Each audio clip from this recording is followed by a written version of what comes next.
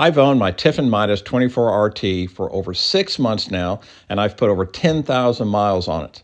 With that experience, I've made all kinds of improvements on this, none of them really affecting the electrical or appliances or anything like that, just let's say cosmetic and convenience type issues.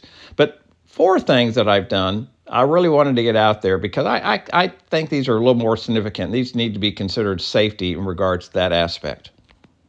One of the first things I did with my Tiffin Midas was to add additional tail lights for visibility. I really felt that the LED lights provided on the Midas, and for that matter, probably on the Wayfarer, are just too dim and too small. So you can see I've added DOT approved lights here to see how much brighter they are for turn signals and stops. Now, to do this, my Midas did not come with any sort of wiring harness, so I needed to add a 4-pin wiring harness. To do this, I added a powered wiring harness.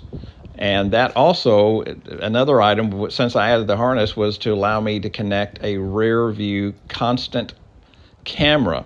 So I've got a monitoring camera all the time running on the RV. So those are the first two items.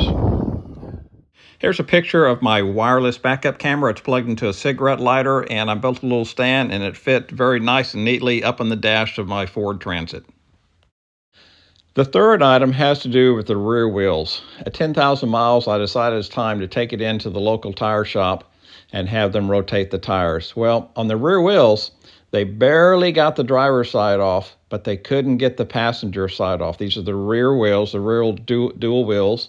And so it required me to remove my fender trim so they could complete their work. Well, what that means is I'm going to have to do a little trimming on the inside of that fender trim, not much, a 1/4 inch, 3/8 of an inch, to allow me to get those tires off. Let's say if I'm at a campsite alongside the road, if I have a flat tire, one of those wheels, it's just something else I don't want to be bothered with. I want to be able to normally pull off the wheel without having to remove trim pieces.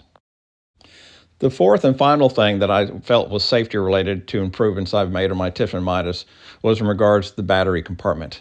Now, the two batteries that come with the Tiffin Midas, they're not secured down in any way. It's a very tight compartment. The batteries aren't moving a whole lot, but they still can move around.